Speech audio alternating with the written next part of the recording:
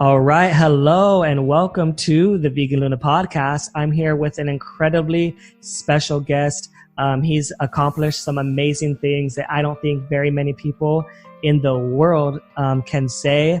He is actually the very first vegan in the world to have climbed Mount Everest, which is simply incredible. I mean, when you think about something like that, kind of journey, that kind of accomplishment, I can only imagine the amount of effort, the amount of pain, the amount of training that goes into that, the amount of physical exertion. I mean, I get tired walking up a few flights of stairs, so I can't even imagine climbing the tallest mountain in the world. So that is super incredible. We have an amazing episode right here about someone that has done something that very few in the world can ever say that they've done. So I'm so excited for that and for you guys to get a chance to hear his story and see what he's all about. But before we do that, we have our 5 quick vegan questions. What's up, everybody? Before we jump into this podcast, I have some really important news to announce. So first of all, this is going to be the season finale of the season 1 of the Vegan Luna podcast. So I can't wait for you guys to get a chance to hear this podcast because this is an amazing podcast with one of the top athletes in the world. And a second announcement, I've just partnered with a new company that's growing really fast. They're called Vegan Nation. They want to change the community that we have, the vegan community. They want to bring it out and they want to make it even bigger and turn us into a vegan nation. And they're doing some amazing stuff right now. So if you click the link in my description, you can sign up and you can get a bonus for the company. And I can't wait to see all of you guys there because we need every single vegan to be part of Vegan Nation. I mean, hello, if we don't have enough vegans there, then it's not a nation. It's still a small community and we could do it together. I know that we can. So enjoy this episode and thank you guys for watching or listening. So, question number 1. What will it take to get to a vegan world? Well, what will it take to get to a vegan world? Yeah, what's it going to take? What do we have to do? What kind of systems need to change? What needs to happen for that to really be true? I think a lot of awareness and inspiration. Yeah, so what kind of awareness do you think is needed? For example, when I went vegan, I had no clue how my food was coming on the table.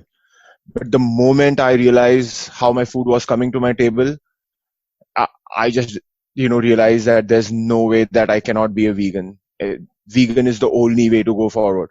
So I personally feel awareness through any means, through activism, through podcasts, through social media, through doing crazy physical feats, through doing many things. I think whatever way we can get the message out to people that how your food is coming to the table and that making them understand about that and then telling them that plants are nutritionally amazing and then they can help you do whatever your dreams in the world are. I think if we can get that message out, that's it. But I think the most primarily talk to them about animals and talk to them about the suffering of animals. And I'm pretty sure people of the world are very compassionate. They're good human beings at heart. And once they get the idea what's going on, I'm pretty sure they will change. Or at least a significant amount of them will change. Yeah, definitely. I agree.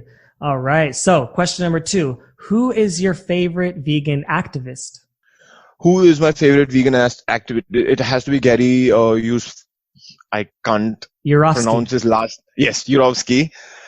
Because his speech was pretty amazing and the crazy amount of work that he has done in Israel, in inspiring Israel to become one of the biggest vegan country in the world. And it also has to be Gene Bauer at the Farm Sanctuary and the amazing work that he has done. And also the amazing vegan athletes of the world who are constantly showing that you can be an elite athlete, you can get elite performance without eating or, making the animal suffer. Yeah, that's great. Those guys are so incredible for sure.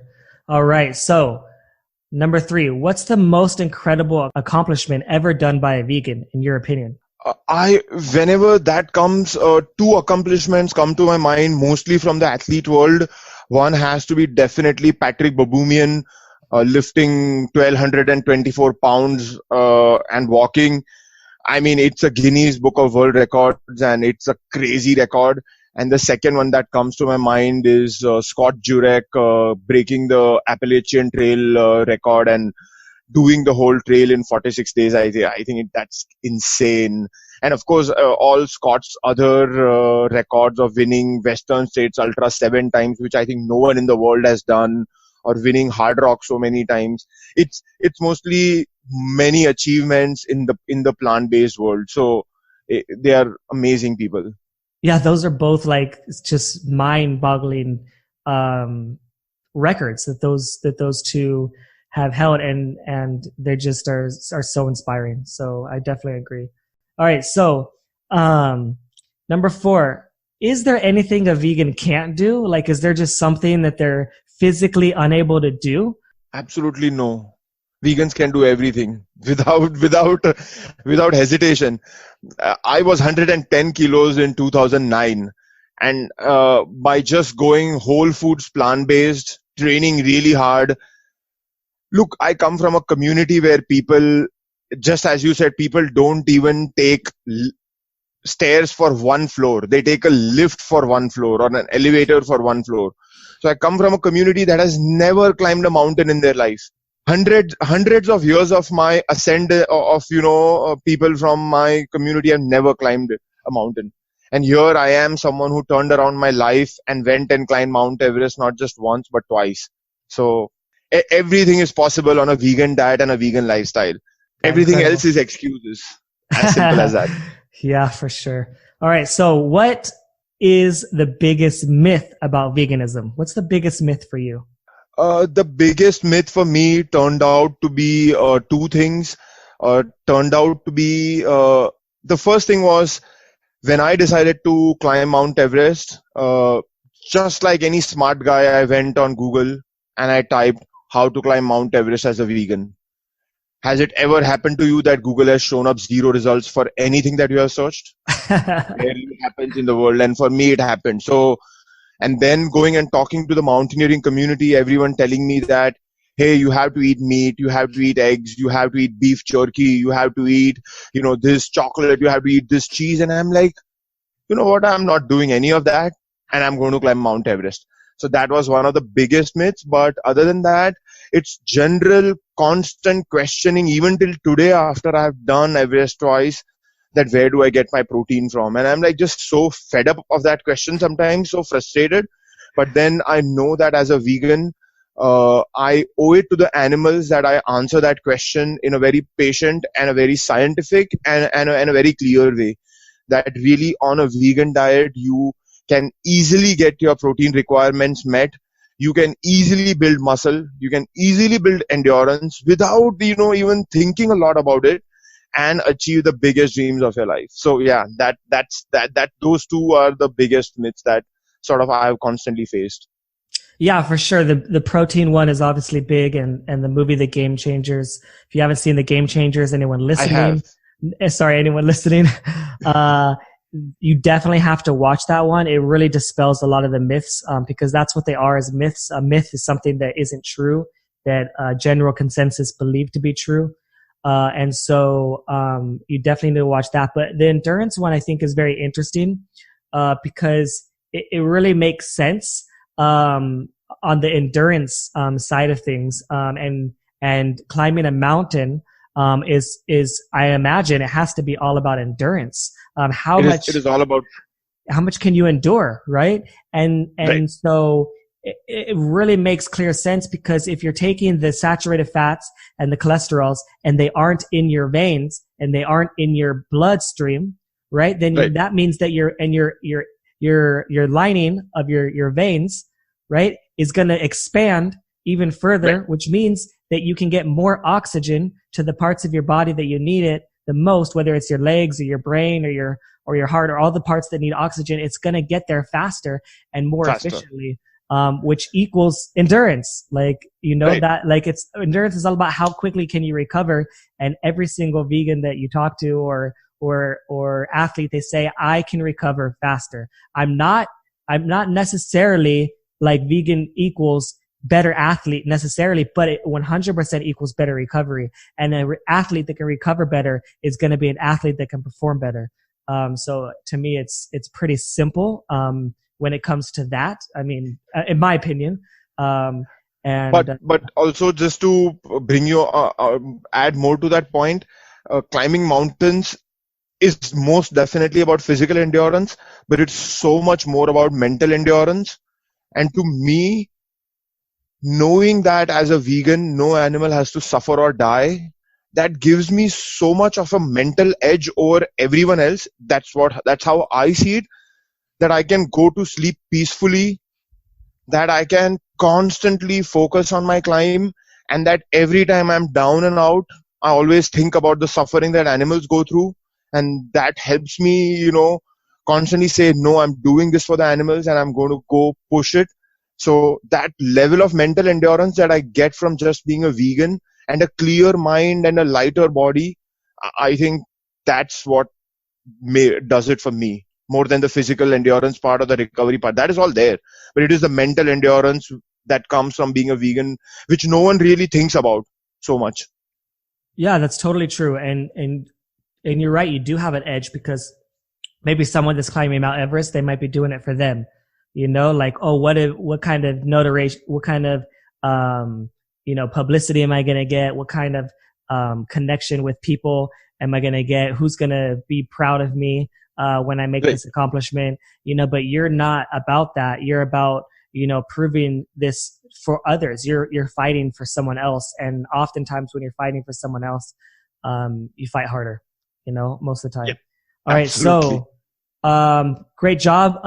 Love it. A great job going through the quick vegan questions. So now, what I want to ask you is, who are we talking to? Who is this person? Tell us a little bit about yourself. So, of course, my name is Kuntal Joisher. Professionally, I am a software engineer. My passion lies in climbing mountains, but everything about me is driven through only one thing, which is veganism. 17 years ago, I went vegan, and that was a single most decision that changed the direction of my entire life. And that's what defines me. So I always like to tell everyone that I'm an engineer by profession, a mountaineer by passion, and a vegan by compassion. That's who I am at heart. Yeah, that's beautiful. I love the way that you say that. It just kind of rolls off the tongue, and it sounds so nice, and it really I think is a great introduction, and I think that it really will. I'm sure it resonates with so many people, and connects with so many people. So you say 17 years ago, that's pretty amazing. I'm sure 17 years ago was a time where there wasn't any Beyond Meat burgers, and there wasn't vegan cheese, and there wasn't all these substitutes, that we see in today's age. There wasn't so many options. There wasn't all these restaurants that we see popping up every single day. The idea and the belief must have been so much more radical and not as normalized as it is today. Can you tell us a little bit about your journey to veganism, and why would you decide to make that choice? See, I've always been a vegetarian all my life because I was born in a vegetarian family. So growing up, I always believed that animals are sentient and emotional beings, and that each of them have an individual character, and that all these animals want to live as happily as we do. They want to love, they want to feel, they want to do everything that we do. I'm talking more from an emotional and a feelings perspective. I'm not saying that animals want to go and vote. I'm pretty sure if they go and vote, Trump would not be the president of United States. They would, definitely choose better than us humans. Yeah, they Um, might do a little bit better. Yeah, maybe. but all that said, I always thought that they are these emotional and sentient beings, and to me, it was always a compassionate choice that I did not want to eat animals, and that's how my life went. Then I shifted to United States to pursue my master's degree, and that's where one of my friends started pointing out to a lot of inconsistencies in my lifestyle. Like I would go and eat a chocolate with eggs inside them. I would eat a cake with eggs inside them. I would wear a leather belt, and I would wear a woolen sweater, uh, or none of these things really. I didn't do anything about these things because I had no idea that these things were causing harm to an animal. So these friends started pointing out to these inconsistencies, and I asked the question, "What's the problem with these things?" So the friends started sharing with me a lot of information about the cruelty in the meat, the dairy, and the leather industry. And once I had done all my research, I connected the dots that, frankly speaking, a piece of meat, a glass of milk, a block of cheese, or that leather belt or the woolen sweater that I was wearing are all the same and come from abused and exploited animals. At that point, as a vegetarian, I was not able to reconcile with my compassionate living or with my compassionate thoughts, but actually, my lifestyle was a very cruel lifestyle. So it was like I was not walking the talk, and I had to take a stand. And there were two ways to go forward, that either I could use apathy and say that I'm ignorant and that I'm happy with my ignorance. Sometimes they say ignorance is bliss. And then there was another way, saying that I can take a stand, I can stand up for the animals, I can stand up for their rights.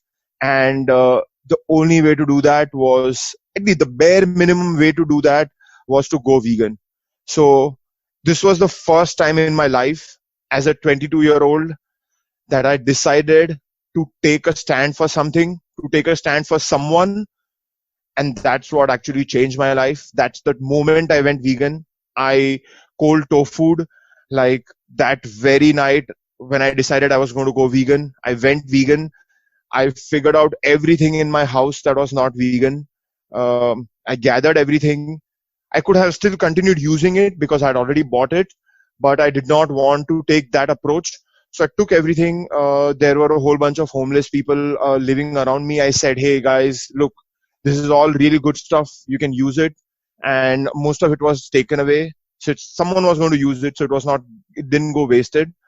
And that's the day I turned vegan. And as I said, that every single moment that I've looked back in hindsight, it was the biggest and the best decision that I have made in my entire life. And standing up for animals helped me stand up and fix a lot of other shitty issues in my life. Look, sometimes you're just ignorant. So things like sexism, things like homophobia, things like many racism are there in your life, but you really have never thought about them, just because the kind of environment that you have been brought up in. Um, uh, Not even the kind of environment, you just think, sometimes you never think about those things. Like in India, there's so much patriarchy, so you are constantly being brought up in a patriarchal society, so you really never think about equality in the gender. Or then homophobia is so, I mean, there's so much taboo around homosexuality, so you have really never thought about these issues. But once I started thinking about animals, I started thinking about every such other issue in my life, and I was able to come to the same conclusion that I came to with animal rights. And so today, I call myself an LGBTQ ally. Uh, uh, there's practically, I have, gotten patriarchy and sexism out of my life. I have gotten out racism out of life. I've gotten out casteism out of my life. So I just feel that veganism helped me become a better human being in general, which is what I would like to tell your audience, that taking a stand for something is really, really going to help you fix a lot of other issues in your life. I'm not saying that just by eating broccoli you are going to become a better person.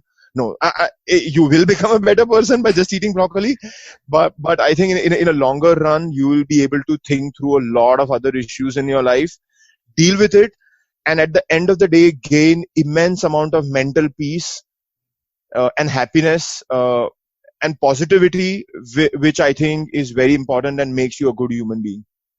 Yeah, I definitely agree for sure. Where can you tell us a little bit about where you came from, and maybe a little bit in your childhood? How was that like? I've been born and brought up in a very typical Indian conservative family.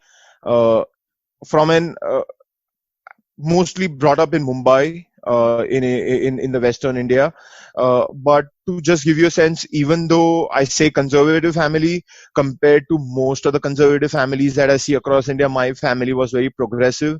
So at least they taught me things like compassion, or to a very large extent in my family, there's not much issues with patriarchy or in terms of gender inequality. So those things don't exist much in my family. But then when I see around in India, uh, like how there is so much female infanticide, where the female is just killed in the womb of a mother, or they get aborted once they have found out that there's a female who's going to take birth, which has also led the government to ban sonography of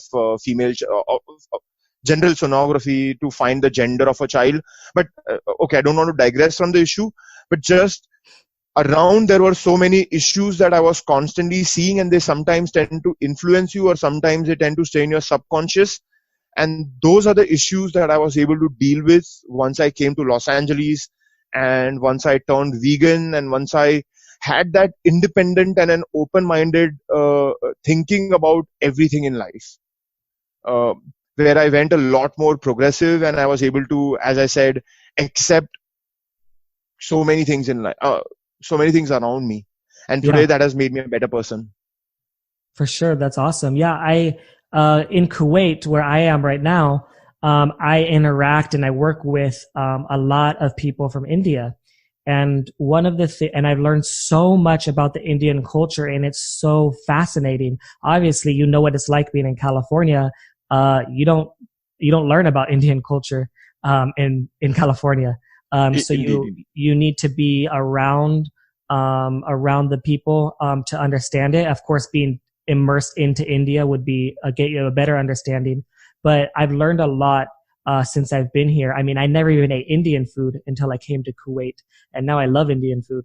And so that's just one example. But I've worked with a lot of them, and I've worked with a lot that are also vegetarian. And and what I find with the vegetarians, first I make a small joke sometimes. When they eat like something like cheese or whatever, I say, I don't think cheese is a vegetable. Aren't you supposed to be eating vegetables? Right? Right, right. And stuff like that. Just like little jokes. But on the serious note, on the serious side, when I communicate with the ones that are vegetarian, and I talk about animals and animal rights, and I talk about what happens in the dairy industry, and I talk about what happens to the mother cow and the baby cows, and how they feel, and how they go through their life, and how they suffer for the milk and the cheese that you eat. There's a big disconnect. And one of the things that I hear the most common thing that I hear when I speak about this is, oh, well, in my country, it doesn't happen like that. Oh, in my village, it doesn't happen like that. In my village, we have a cow, and we treat the cow like a family, and we take care of that cow, and we drink from the cow, right? And I hear that all the time. And one of the biggest things that I say about that is I say, well, even if that's true, or that's great that that's true, and that's great that that's better, right? For sure, that's better. But the milk you're drinking right now doesn't come from that cow, and the cheese that you're eating right now doesn't come from that place. So how can you justify what you're eating right now if you love animals?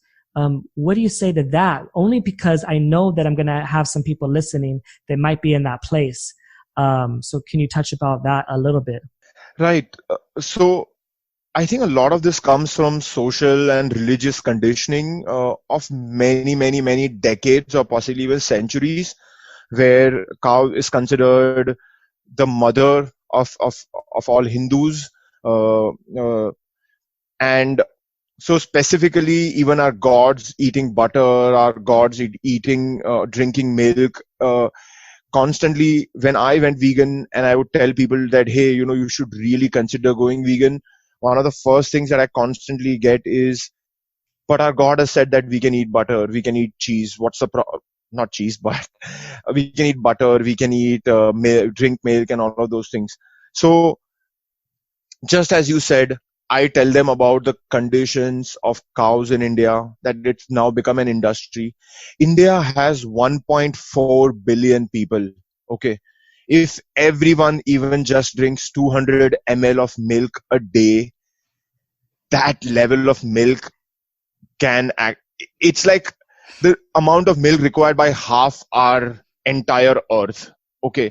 So anyone say you simply cannot produce that amount of milk by rearing the cows in a really open area where they are mating naturally, and when they are first giving the milk to their babies, and then whatever is left is taken by human beings. Simply doesn't happen. So the whole concept of humane milk, the whole concept of happy cows, it is absolutely a myth. You were asking me about myths. A humane cow, humane milk, happy cow, these are all the biggest myths. I have even gone to a village and I have seen how the cow industry works there. Even in some of the best villages where they take care of their cows in the best possible fashion, they artificially inseminate the cows. One of the questions that I ask everyone who's drinking milk or who thinks that they are compassionate people is, just put yourself or one of your family members in place of that cow and ask yourself the question whether you would want that to happen to your family member. Would you want your family member to be raped, to be grown, to be injected with crazy amount of antibiotics, then sucked on their breasts so that milk can come out and that you can drink that milk? Just put yourself in that place, and if your answer is no, then you should simply not be doing that to any other mammal on this planet. uh, that's the way I talk to them. But frankly speaking, the conditioning is so strong that they simply do not see it that way. They think that humans and animals are different, that animals are here on this planet not with us but for us. So they think that animals are here, have been put here by the god to be used by us. That's how their thinking is.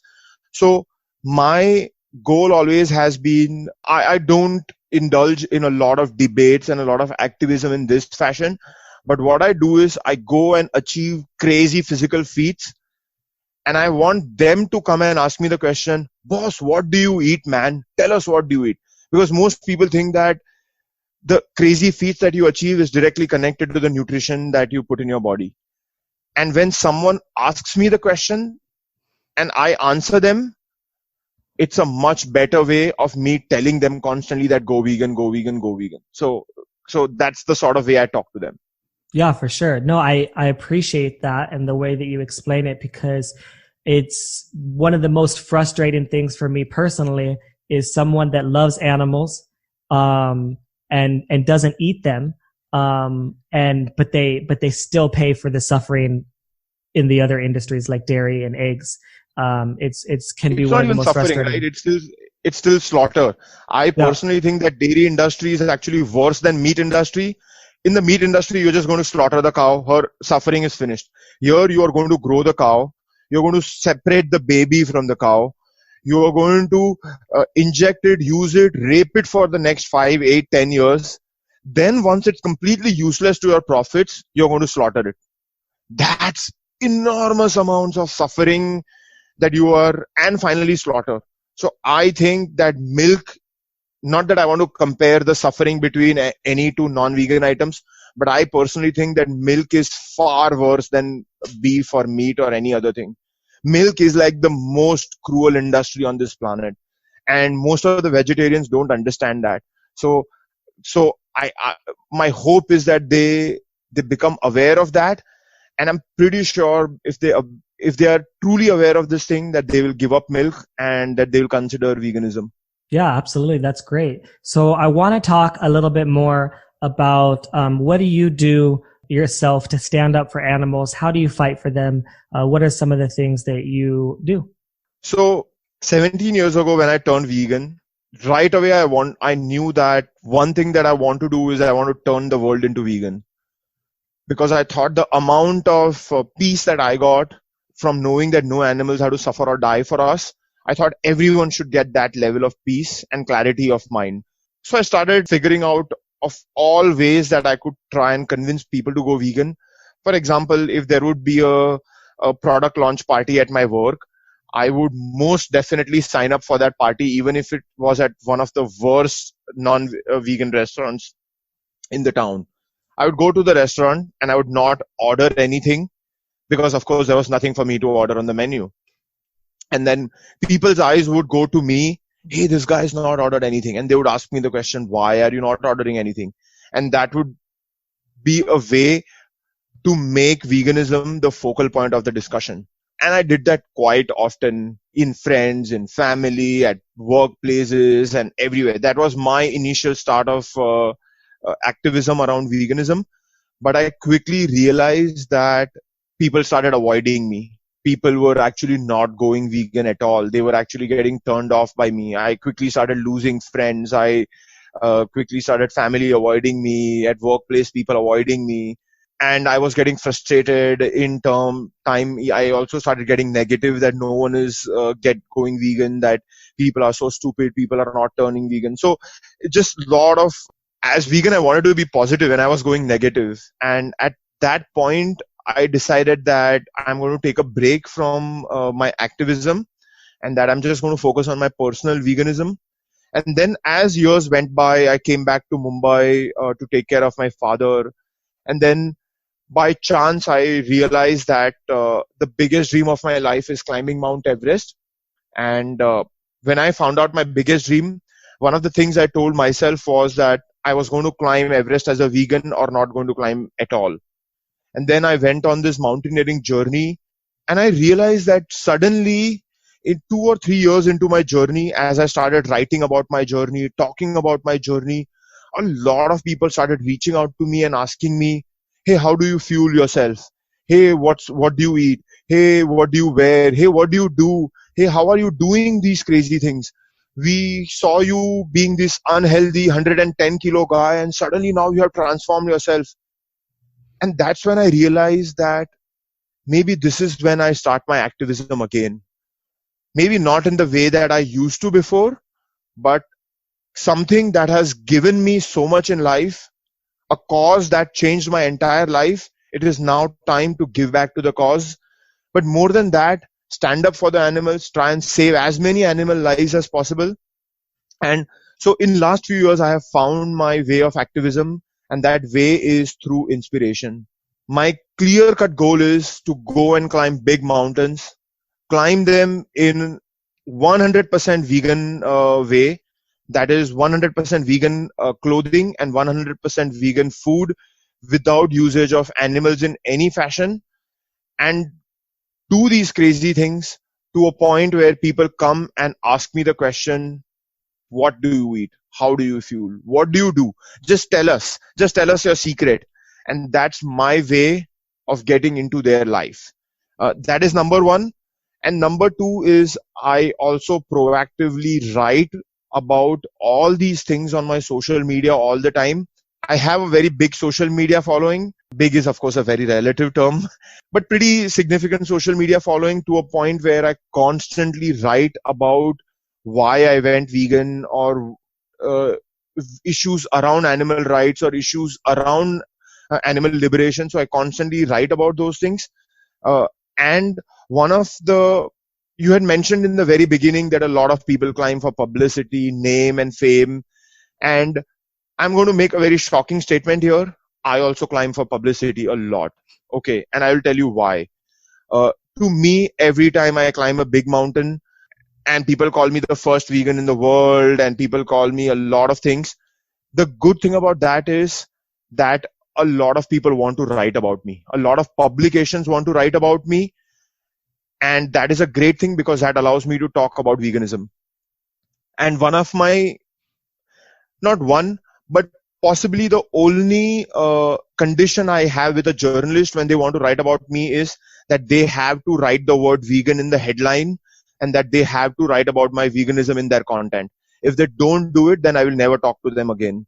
I don't really care about what publication they are writing for. So The reason I climb for publicity is because I really need the publicity for veganism. I need the publicity for animal rights. I need the publicity for animal liberation. Because the more awareness, the more publicity there is, the more animal lives we'll save. That's how I think about it. So it's not publicity for myself, but it's publicity always for the animals. So my concept is focus on the message, not on the messenger. There will always be multiple messengers throughout this movement, and we have to constantly stay focused on the message, which is animal liberation and animal rights. So so yeah, that's the sort of activism that I do, which is mostly through my climbs. Where, as you all, another angle to this is, as I said to you before, that when I decided to climb Everest, everyone told me that as a vegan you will not be able to climb Mount Everest, and that's a big problem, because they thought that vegan diet lacks protein, vegan diet lacks nutrition, and vegan diet is simply not comparable to the non-vegan diet. So one of the biggest things that I wanted to do through my climb was dispel this myth that vegans cannot climb Everest or vegans cannot do these big physical feats. And this is also one of my active ways of activism. When I climbed Everest in 2016, the first time, I was climbing on a plant-based diet. And I said a plant-based diet because I was wearing a down suit on my body. And to just tell your audience, a down suit is constructed in a way to withstand temperatures of almost minus 50 degrees Celsius and keep a climber warm and safe on the mountain. At the same time, a down suit is also made from the feathers of a slaughtered geese. Many geese are slaughtered in an incredibly inhumane, again, as I said, there's nothing humane, but in such a cruel fashion. And I had tried writing to many people, or many manufacturers across the world, asking them to make a vegan suit, but everyone said that a vegan suit or a suit without down is simply impossible for an 8,000-meter mountain.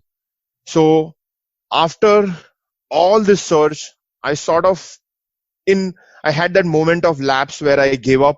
I compromised, wore a dead animal on my body, went on the top of Mount Everest, dispelled the myth that these feats cannot be achieved on a vegan diet. But when I came home, I felt guilty, and I knew that in my subconscious, every time I stood on a stage to tell my story, and people would announce me that I am the first vegan in the world to climb Everest, I knew that I was not. Because if I had to be the first vegan in the world to climb Everest, I had to be eating vegan food, wearing vegan clothing, and not exploit animals in any way. But I did contribute to animal exploitation and cruelty. So finally, I persevered.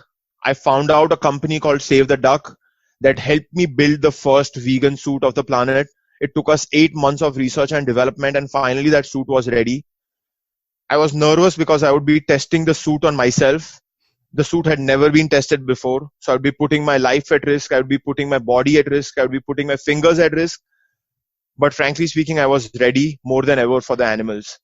I went and climbed a smaller mountain, tested the suit on myself. I reached the top without a scratch, came back down without a scratch, no illnesses, no frostbite, not even a cough. And at that point, I knew that I was ready to climb Everest.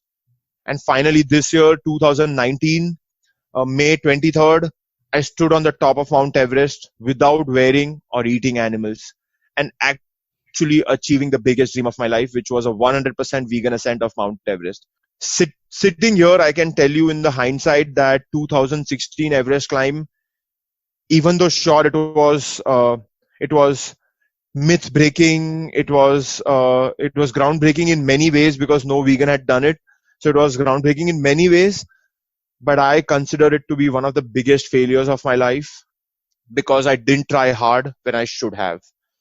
I should have tried harder for the animals. I should have persevered harder for the animals, and I should have done it in a 100% vegan fashion. But look, all of us make mistakes during our journeys. I made a mistake, but now that I have the vegan suit, I have many other vegan clothing items. My hope is that I can take that message out and hope that no other human being ever climbs Everest by wearing a down suit or by exploiting or eating animals. So that's or that, for that matter, any other big mountain, or for that matter, any other mountain, or for that matter, any other physical fitness feat without eating, wearing, or exploiting animals.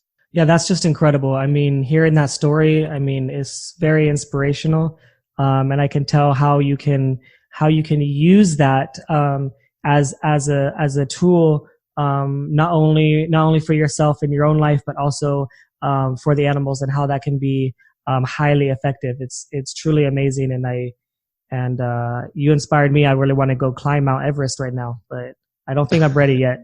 Um, but yeah, I think that is just incredible. I don't even know if I don't even know if people understand like what does it take to do something like that? Like how challenging is it? Like what are some of the risk and dangers of doing something like this? So just to give you a sense, first of all, Mount Everest is at 29,000 feet. The next time you take a flight and the flight is at cruise altitude and you look out the window, that's the height that I have reached to physically. When you see the screen on your plane, it says minus 50 F. That's the temperature on top of Everest most of the times. But to give you a sense, if I take you right now and put you on top of Mount Everest, you will die within 5 minutes. There's simply not enough air pressure on the top, consequently, lesser oxygen available on the top, which means that all your organs will fail. You will have a massive heart attack. You will die. More than 300 plus people have died climbing Everest in last few years or last 75 years. But thousands of people have gotten injured climbing Everest. They have lost their fingers, they have lost their toes, they have gotten lung infections. There was this guy who, on my first 8,000-meter climb, had to be rescued. He had an acute case of hypoxia and hypothermia. Hypoxia means lack of oxygen to your brain, and hypothermia means your body core temperature is so low that it's completely getting cold. It was such a bad case that he was removing his jackets, he was removing his mittens. He almost felt as if he was sitting on a beach. Here he's going to die. He's in minus 30 degrees Celsius, yet he's removing his clothes. I have seen crazy cases. It's simply the terrain or the height is simply not built for human beings to survive at that altitude. It takes 65 days to climb Mount Everest. Some of the days are really, really tough. At 26,000 feet, which is the death zone, 26,000 feet and above is known as the death zone. Two things: human bodies cannot survive at that altitude without oxygen, of course, but even with oxygen, you are constantly on borrowed time. Every second that you spend inside the death zone, you are closer to your death.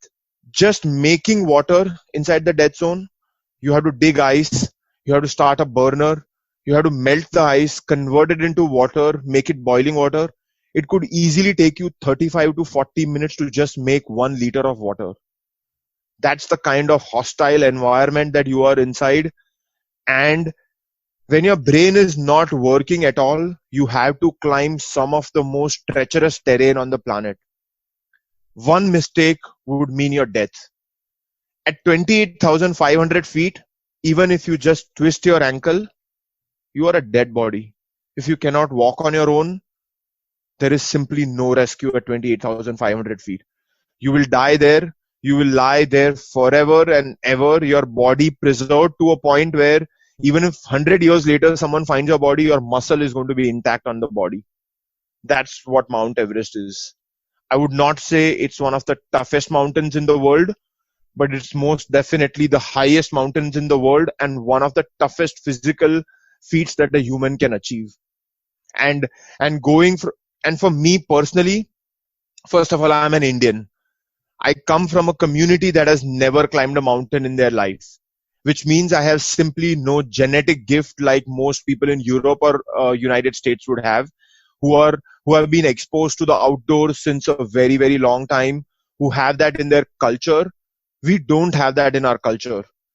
And for someone who went from being 110 kilos unhealthy software engineer to a person who created a top of the world body and mind and finally went and climbed Mount Everest. So That's the kind of journey I'm talking about. Wow, that's powerful. You remind me of someone named Fiona Oakes. Are you familiar with her? Yes, she's Yeah. one of the biggest inspirations of my life. Have you seen her The movie Running for Good? No, no, I am supposed to do a screening of Running for Good in Mumbai, and I met the director Keegan when he was here in Mumbai. Amazing guy with an amazing vision. But more about Fiona, the kind of work that she does for the animals, it's super inspiring. Of course, her marathon feats are super inspiring, running in on all the 7 continents and doing some of the craziest things in the running world. But what inspires me more is her lifestyle and the commitment to the animal liberation and the rights cause. And that inspires me to do the same or match up to Fiona. Sometimes I think even if I can like be 10% of what Fiona does, that would be awesome. Yeah, I mean, she's incredible. The movie Running for Good is amazing. And I'm excited for when you get a chance to see that. It's just so inspirational. And she goes through some of the toughest terrains and the toughest runs, in the world. And it really reminds me of a lot of what you've accomplished. And to be honest, I mean, you guys are really similar right now. If you're hoping to hit 10%, I mean, I think you for sure surpassed that, by a long shot in my book. And also, I think that, the people that will watch that will really be inspired as well. I think they'll Which is why I definitely want to do a enjoy proper that. screening. Like I want to get a Yeah. theater. I want to. Keegan has already said that he will give us the rights to do the screening.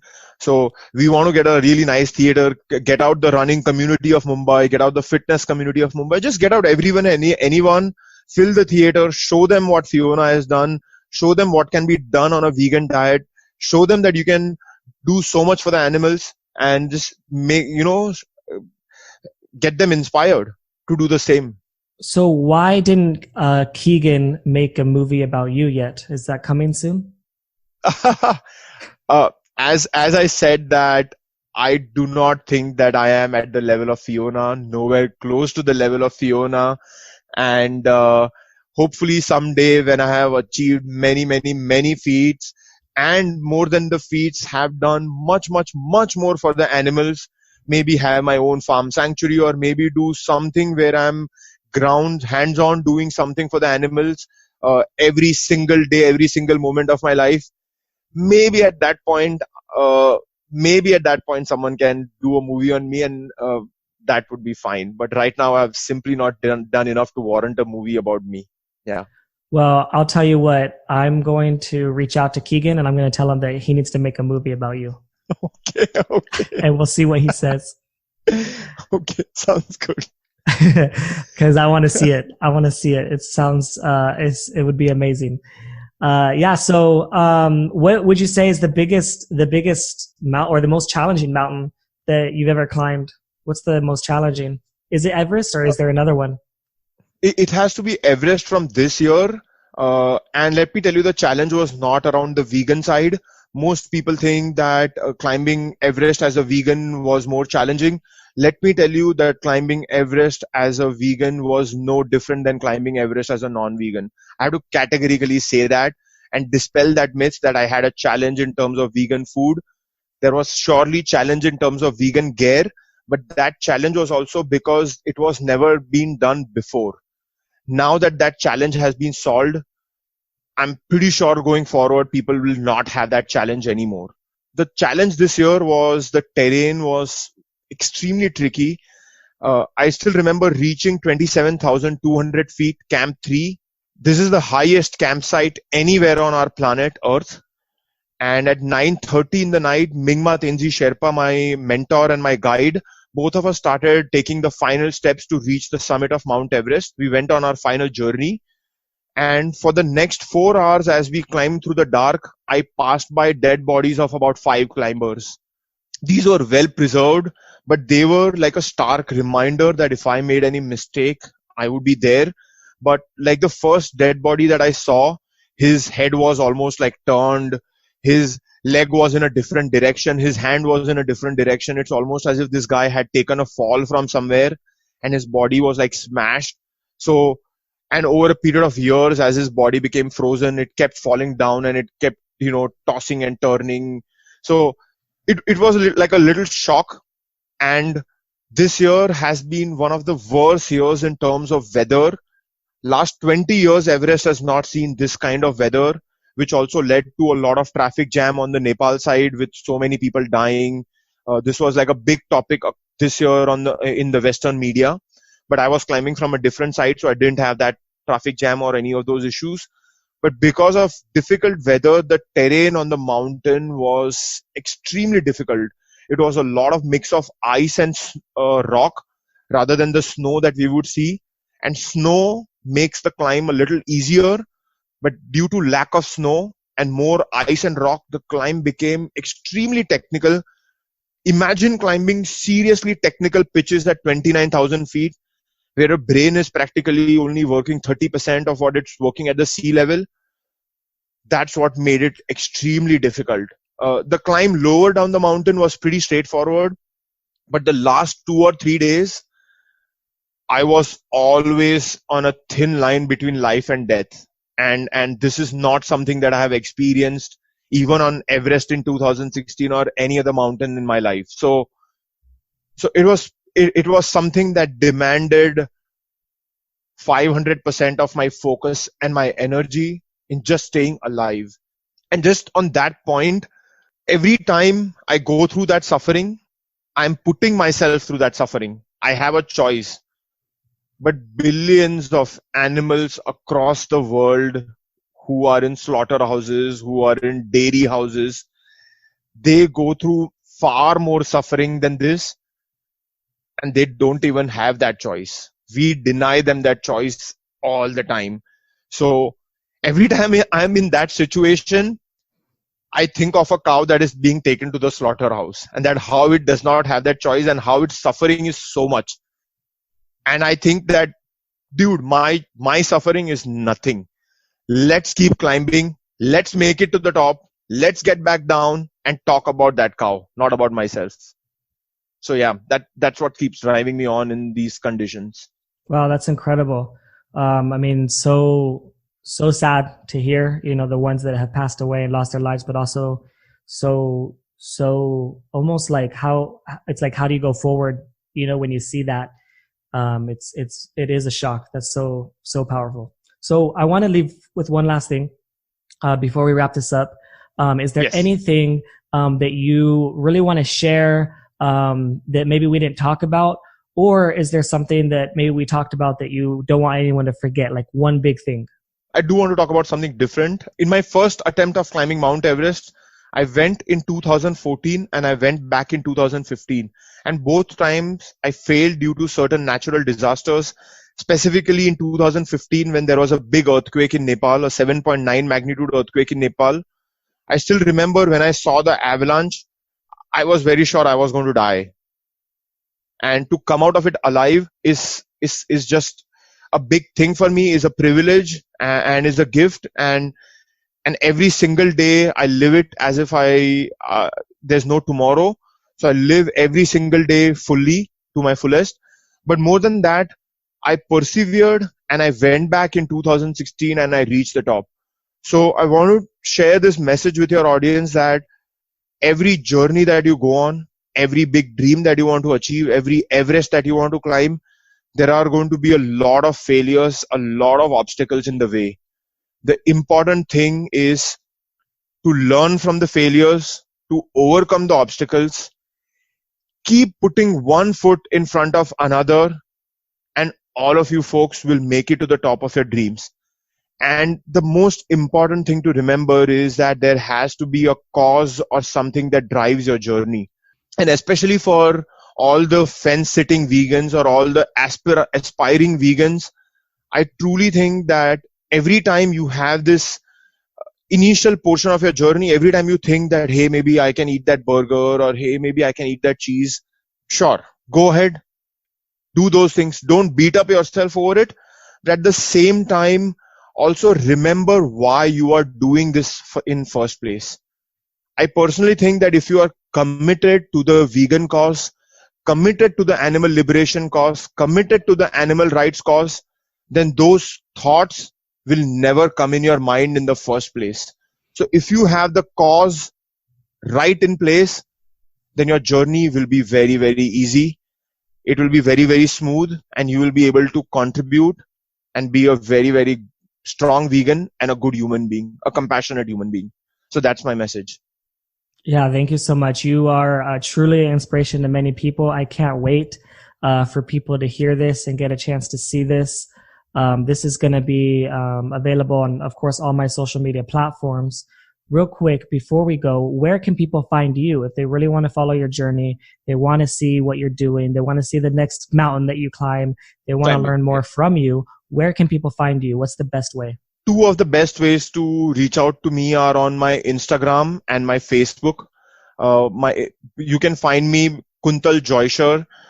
If you're confused, you can go on Google and just possibly type vegan on Everest or something if you forget or whatever. Or there's my website, which is www.kuntaljoisher.com. But Instagram and Facebook is where I am very active. I constantly blog about or talk about my climbs.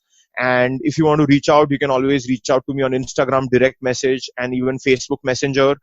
I almost always reply to all the messages. And if you are a vegan and if you send me a friend request, I will also accept the friend request. But if you are a non-vegan, I will not accept your friend request because I have very limited friend requests. So I only accept requests from vegans. Yeah, for sure. I understand. I'm at like 4,800 or something like that. I'm like, I don't have any more room. Like I just, 5,000 is the limit. Like I'm running out of room. So yeah, I get it. So thank you so much. I really appreciate this. Thank you for taking the time. And thank you for continuing, to fight the good fight. And I know that we will accomplish our goals. I know that we will get to total animal liberation, because not because we want it, because we just have to. You know, we just have to. The animals can't continue going through this suffering any longer. We owe it to them. There's no reason why we're doing this, especially if we could be happy and healthy and accomplish amazing feats. There's no reason, so we got to end it. Put it to end. Absolutely, absolutely. All right. Well, take care. I'll be talking to you soon, and have the great rest of your day. Thank you. Wish you the same, and really awesome stuff that you're doing with the podcast. So wish you all the luck that you can get your podcast, do pretty amazing stuff and contribute to the cause. Yep. That's the plan. Thank you.